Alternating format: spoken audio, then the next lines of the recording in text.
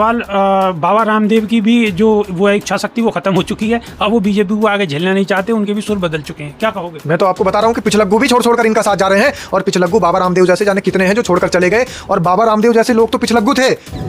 चारों तरफ देश में हंगामा है। छोटे छोटे स्कूल कॉलेजों से बच्चे निकल रहे हैं कि हमारे यहाँ टीचर नहीं है, हमारे यहाँ लाइट नहीं है, हमारे यहाँ पानी नहीं है, हमारे यहाँ शौचालय नहीं है, हमारे यहाँ टीचर है तो किताबें नहीं है, किताबें हैं तो टीचर नहीं है, और टीचर है तो पढ़ाई में नकल हो जाती है, कहीं पेपर लीक हो जाता है, और पेपर पास भी कर लिया, 10वीं 12वीं का बोर्ड एग्जाम भी दे लिया, तो 10वीं 12वीं के जो एग्जाम के मार्क्स वो कहीं जुड़ते ही नहीं है।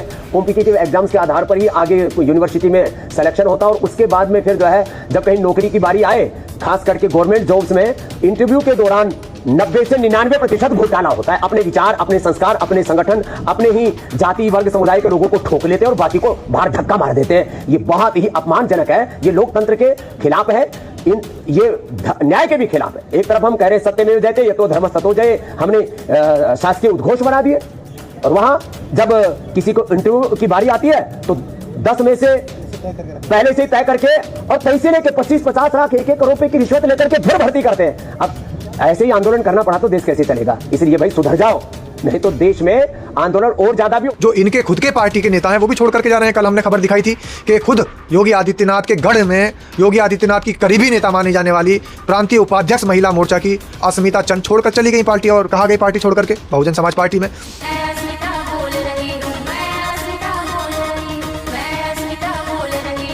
भरत सिंह कहाँ गए छोड़ करके पार्टी? बहुजन समाज पार्टी में। तो तमाम भारतीय जनता पार्टी के नेताओं का मोहभंग हो चुका है, उनके सामने से उनकी आंखों पे से पर्दा उठ चुका है, और पर्दा उठने के बाद अब सीधे तौर पर हर किसी का जो रुख नजर आ रहा है वो बहुजन समाज पार्टी की तरफ रुख नजर आ रहा है। मुझे लगा कि कहीं काम करने का अच्छा मौका मिलेगा तो बहुजन समाज पार्टी है, इसलिए मैंने बहुजन समाज पार्टी ज्वाइन की है। कल मैंने बहुजन समाज पार्टी अपने सैकड़ों साथियों के साथ बहुजन समाज पार्टी में शामिल हुआ। आप सभी को 80वें स्वतंत्रता दिवस की शुभकामनाएं। देसी देख बिगर ब्रेक बगैर लाग लपेट बिल्कुल देसी अंदाज में। मैं विपिन बेबाक और मेरे साथ पत्रकार शादाब रिजवी। जय भीम, सत श्री अकाल, आदाब। मेरा नाम है शादाब।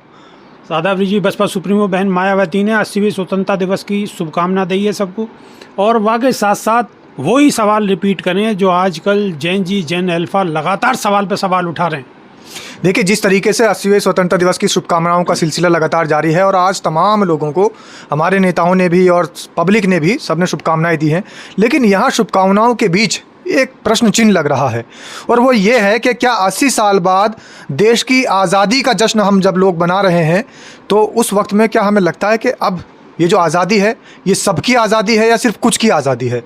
अगर ये सबकी आज़ादी है बेबाक जी, तो फिर वो मंच क्यों धुले जा रहे हैं जहां पर एक समाज का व्यक्ति भाषण देकर के आया है? अगर ये सबकी आज़ादी है तो फिर एक समाज के तबके को, एक समाज के नौजवानों को सिर्फ इसलिए यूनिवर्सिटी के वीसी लगातार उन्हें प्रताड़ित करते हैं और जाति सूचक शब्द बोलते हैं कि वो छोटे जातियों से आते हैं, फिर ये कैसी आज़ादी है? आखिर उस बच्चे को आज़ादी क्यों नहीं मिली?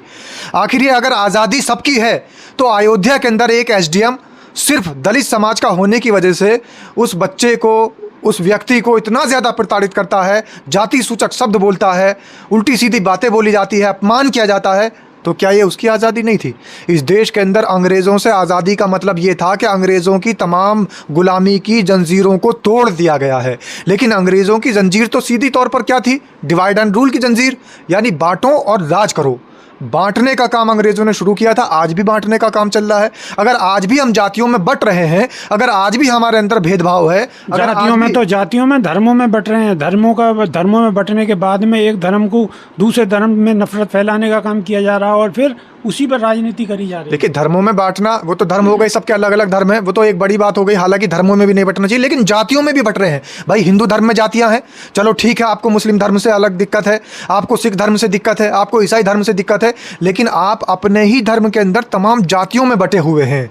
ये जो डिस्क्रिमिनेशन की राजनीति चल रही है, ये जो डिवाइड एंड रूल की नीति चल रही है, ये अंग्रेज़ों की नीति बांटने की आज जो हमारे काले अंग्रेज इस देश के अंदर चला रहे हैं, ये आपके लिए एक सबसे बड़ा सवाल खड़ा कर देता है कि देश आज़ाद होने के 80 साल बाद भी क्या हम आज़ाद हैं? अगर हम आज़ाद हैं तो फिर रोहित वेमुला को क्यों ख़त्म कर दिया गया? क्या वो आज़ाद नहीं था? इस देश का वो स्टूडेंट, इस देश का वो नौजवान क्या आज़ाद नहीं था? इस देश के अंदर डॉक्टर पायल तड़वी को सिर्फ इसलिए ख़त्म कर दिया गया कि वो छोटी जाति से आती है, क्या वो आज़ाद नहीं थी? 80 साल पहले हमारे पूर्वजों ने, हमारे तमाम बाप दादाओं ने इस देश को अंग्रेज़ों के चंगुल से जब छुड़ाया था तो हर किसी ने अपने खून की आहुति दी थी, हर किसी ने बलिदान दिया दिया था। इस देश के स्वतंत्रता संग्राम सेनानियों ने ये नहीं सोचा था कि कौन से धर्म के हैं, कौन सी जाति के हैं। सिर्फ उनका एक ही मकसद था कि इस देश के अंदर से गोरों को भगाना है, इस देश को गुलामों की जंजीरों से बाहर कराना है। गुलामी की जंजीरों से तो देश आज़ाद हुआ, लेकिन आज भी जाति की जंजीरों से, आज भी भेदभाव की जंजीरों से आज़ाद नहीं है। तो सबसे बड़ी आज़ादी अगर हमें चाहिए तो इस देश के अंदर जो ये जातिगत राजनीति चल रही है, इस देश के अंदर जो भेदभाव चल रहा है, इस देश के अंदर जो डिस्क्रिमिनेशन चल रहा है, इस देश के अंदर जो ऊंच नीच जात पात चल रहा है, उससे आज़ादी चाहिए। अगर हमें अंग्रेज़ों से आज़ादी मिल चुकी है, लेकिन अंग्रेज़ों की नीति से अगर हम आज़ाद नहीं हुए तो फिर किसी काम की आज़ादी नहीं है। फिर मैं नहीं कहूँगा कि स्वतंत्रता दिवस की हार्दिक शुभकामनाएं, फिर मैं नहीं मनाऊंगा ये आज़ादी का जश्न। मैं सिर्फ एक ही सवाल उठाऊंगा कि आज़ादी का जश्न जब मनाया जाएगा जब इस देश के अंदर रोहित वेमुला बनने बंद हो जाएंगे, जब इस देश के अंदर से पायल तड़वी बननी बंद हो जाएगी, जब इस देश के अंदर से तमाम हमारे समाज के लोगों को अगर मंच पर बोलने का अधिकार उनको मिला है तो वो मंच धोए जाएंगे। अगर उनके जाने के बाद में शुद्धिकरण का कार्य होगा, अगर जाति पाति भेदभाव ऊंच नीच ये सब चीज हमारे देश में चलती रहेगी तो फिर किस बात की आज़ादी, फिर किस बात का आज़ादी का जश्न बेबाक जी।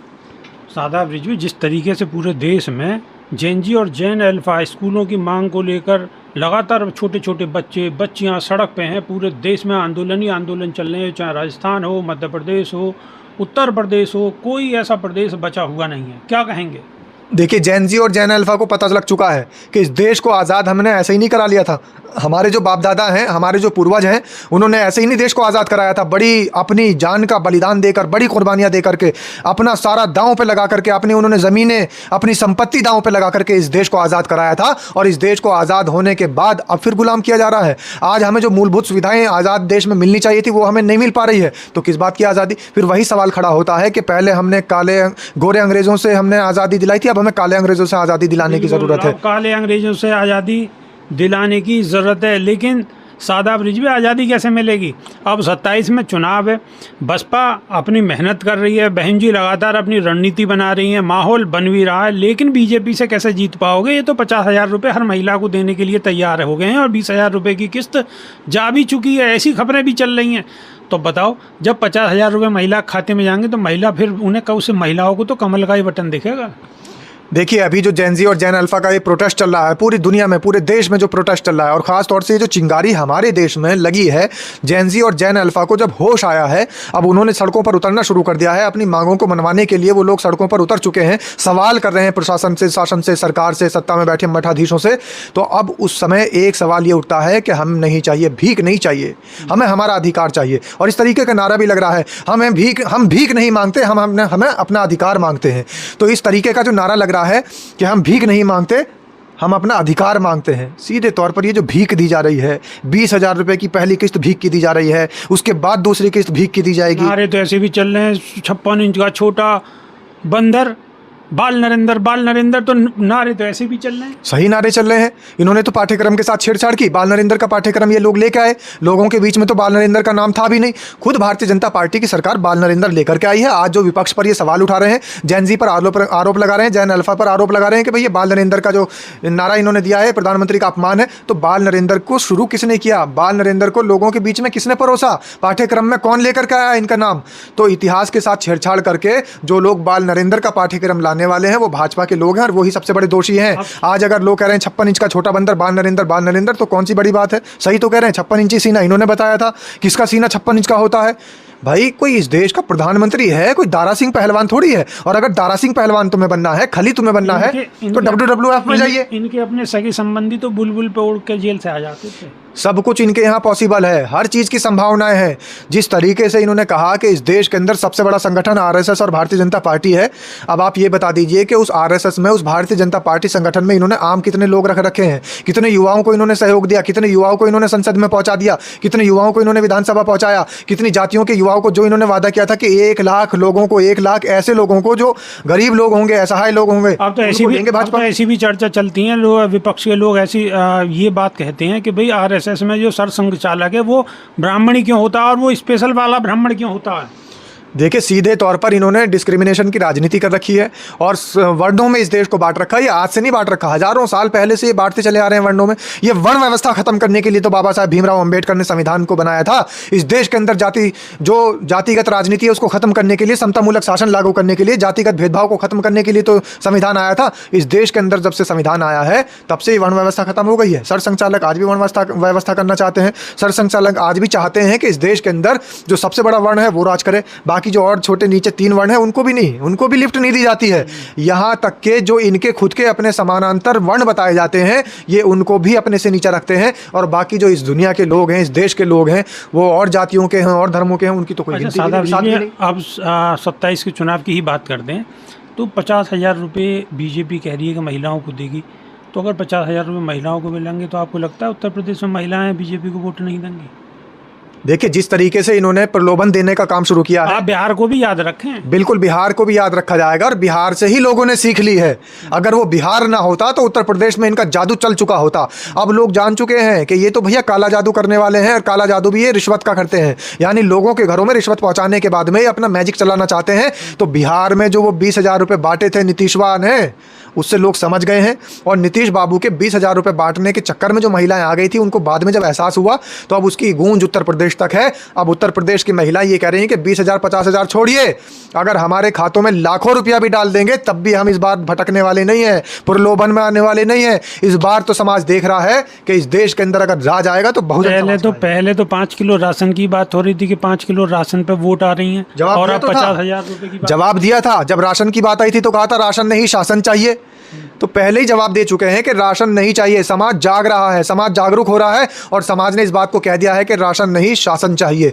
अब ये जो भीख दे रहे हैं, जो ये रिश्वत का कारोबार करना चाहते हैं, उसे भी समाज समझ रहा है। समाज इनके चंगुल में नहीं आने वाला है। अब सूर्योदय हो चुका है और देश जान रहा है कि अगर तुम इतने बड़े हितैषी हो तो इस देश के अंदर आज तक दलित प्रधानमंत्री क्यों नहीं बना। सादा ब्रिज भी एक सवाल और भी है कि 50 की ये बात तो कर रहे हैं, लेकिन पहली किस्त देंगे बस, उसके बाद में 0 बटे सन्नाटा है। आज तक इन्होंने जितनी बातें कही हैं वो पूरी नहीं करी, तो 50,000 रुपये वाली बात भी कहाँ से पूरी हो जाएगी।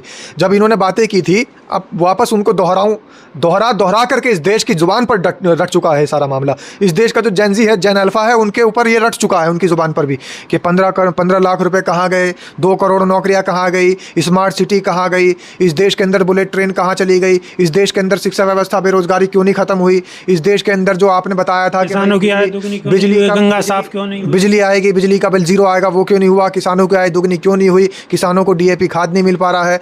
यहाँ तक के तमाम ऐसी चीज़ें थी जो प्रधानमंत्री के मुंह से बोली गई थी, लेकिन वो आज तक कभी पूरी नहीं हुई। हवाई चप्पल वाला हवाई जहाज में चलेगा, इस तरीके की बचकाना हर शख्स के लिए छत के नीचे नल और नल में जल, और जल वीडियोस वायरल हो रही है, नाले में से लोग ला के जल पी रहे हैं। वाल्मीकि बस्ती है नोएडा के अंदर, नोएडा जिसको हमारे देश के प्रधानमंत्री और हमारे उत्तर प्रदेश के यशस्वी मुख्यमंत्री ये कहते हैं ना कि हाईटेक सिटी नोएडा है। ये नोएडा के हाल है, सबसे बदतर हालात हैं नोएडा के, जिसको इन्होंने हाईटेक सिटी बताया है, और उत्तर प्रदेश के सरकार के आंकड़ों में सबसे स्वच्छ शहर इन्होंने देश का बताया है। उस स्वच्छ शहर के अंदर स्वच्छ पानी लेने के लिए लोगों को नाले में उतरना पड़ रहा है। ये हालात है नोएडा के। ये उत्तर प्रदेश के मुख्यमंत्री योगी आदित्यनाथ के नोएडा के हाल हैं जो आपको बता रहा हूँ। ये जो लोग कह रहे थे ना कि हर घर में नल होगा और नल के अंदर जल होगा, अब देखिए जल कहाँ से लेकर के आ रहे हैं। यहाँ पर हालात इतने बुरे हैं कि लोगों के लिए पानी नहीं है पीने का, साफ पानी के लिए लोग तरस रहे हैं, और तो क्या चीज़ें होंगी। कहाँ 20,000 50,000 की ये बात कर रहे हैं, कहाँ राशन की बात कर रहे हैं, कहाँ धन वर्षा की बात कर रहे हैं। अब तो सिर्फ एक काम बचा है, जो इनके खुद के अपने पिछलग्गू थे, वो पिछलग्गू भी छोड़ करके वापस जा रहे हैं। भारतीय जनता पार्टी अब लास्ट सवाल, बाबा रामदेव की भी जो वो इच्छा शक्ति वो खत्म हो चुकी है, अब वो बीजेपी को आगे झेलना नहीं चाहते, उनके भी सुर बदल चुके हैं, क्या कहोगे? मैं तो आपको बता रहा हूँ कि पिछलग्गू भी छोड़ कर इनका साथ जा रहे हैं, और पिछलग्गू बाबा रामदेव जैसे जाने कितने हैं जो छोड़कर चले गए। और बाबा रामदेव जैसे लोग तो पिछलग्गू थे, जो इनके खुद के पार्टी के नेता हैं वो भी छोड़ करके जा रहे हैं। कल हमने खबर दिखाई थी कि खुद योगी आदित्यनाथ के गढ़ में योगी आदित्यनाथ की करीबी नेता मानी जाने वाली प्रांतीय उपाध्यक्ष महिला मोर्चा की अस्मिता चंद छोड़कर चली गई पार्टी। और कहाँ गई पार्टी छोड़ करके? बहुजन समाज पार्टी में। भरत सिंह कहाँ गए छोड़ करके पार्टी? बहुजन समाज पार्टी में। तो तमाम भारतीय जनता पार्टी के नेताओं का मोहभंग हो चुका है, उनके सामने से उनकी आंखों पे से पर्दा उठ चुका है, और पर्दा उठने के बाद अब सीधे तौर पर हर किसी का जो रुख नज़र आ रहा है वो बहुजन समाज पार्टी की तरफ रुख नज़र आ रहा है। और एक और बड़ी बात है, सबसे बड़ी बात यह है समाज के साथियों, आज की बहुत बड़ी खबर आपको बता रहा हूं कि जिस तरीके से तमाम समाज के लोग ये समझते थे कि पीडीए का नारा देने वाले आगे आ जाएंगे या भारतीय जनता पार्टी के लोग आगे आ जाएंगे, 2027 की राह आसान नहीं होगी बहुजन समाज पार्टी के लिए। आज वो पीडीए का नारा देने वाले अखिलेश यादव अपने चाचा से ये कहलवाते हुए नजर आ रहे हैं कि समाज के साथियों, अपने पार्टी के कार्यकर्ताओं, मुस्लिम समाज के लोगों को ये संदेश देते नजर आ रहे हैं कि अब आजम खां को गृह मंत्री बनाएंगे। आपने उनको जेल से तो बाहर निकाल नहीं पाए, अब वो जेल से बाहर जब निकल करके आए थे उनके साथ एक फोटो तो आप खिंचवा नहीं पाए अखिलेश यादव, आप उनको लेने के लिए तो जेल तक पहुंच नहीं पाए, उनके घर जा करके आपने बात की घंटों तक, मीडिया को आपने दूर रखा, सार्वजनिक तौर पर आप बातें बता नहीं पाए। अब जाकर के आपको ये नारा देना पड़ रहा है और वो भी डर की वजह से। डर किस बात का है? डर इस बात का है कि तमाम मुस्लिम समाज इस बार बसपा सुप्रीमो बहन मायावती का जयकारा कर रहा है और इस बार बहुजन समाज पार्टी में शामिल होकर के बहुजन समाज पार्टी की तरफ रुख कर रहा है। इसी डर की वजह से बाबा रामदेव ने भी तुरंत सुर बदल दिए। इसी डर की वजह से अखिलेश यादव ने अपने चाचा से बयान दिलवा दिया कि गृह मंत्री बनाएंगे। अरे भैया, पहले खुद तो देख लो कि मुख्यमंत्री बनोगे या नहीं। पहले ही गृह मंत्री के पद बांटने शुरू कर दिए। तो एक तरफ तो वो सरकार है जो पहले ही गृह मंत्रियों के पद बांट रही है डर की वजह से। सीधे तौर पर बेबाक जी, मैं तो ये कहूँगा कि डर अच्छा लगा। डर अच्छा लगा तो वीडियो कैसी लगी? अगर वीडियो भी अच्छी लगी तो वीडियो को रोकना नहीं है, ठोकते रहो ठोकते रहो ठोकते रहो, दूसरे के फ़ोनों तक पहुंचाते रहो। और नई वीडियो में फिर रूबरू होंगे। जब तक के लिए देसी देख बिगड़ ब्रेक बगैर लाग लपेट, बिल्कुल देसी अंदाज में। बहुत बहुत धन्यवाद। जय भीम, जय संविधान, जय विज्ञान। बहुत बहुत धन्यवाद। और समाज के सभी साथियों, समाजवादी पार्टी के लोगों तक, भारतीय जनता पार्टी के लोगों तक, सब तक ये वीडियो भेज दीजिएगा। मुस्लिम समाज में भेज दीजिए, SC ST OBC तमाम सर्वजन हिताय सर्वजन सुखाय की नीति वाले जितने भी मानने वाले लोग हैं, सबके मोबाइल में वीडियो को भेज दीजिए, क्योंकि आज आप स्वतंत्र हैं। स्वतंत्रता दिवस की हार्दिक शुभकामनाएं। जय भीम, जय संविधान, नमो बुद्धाय।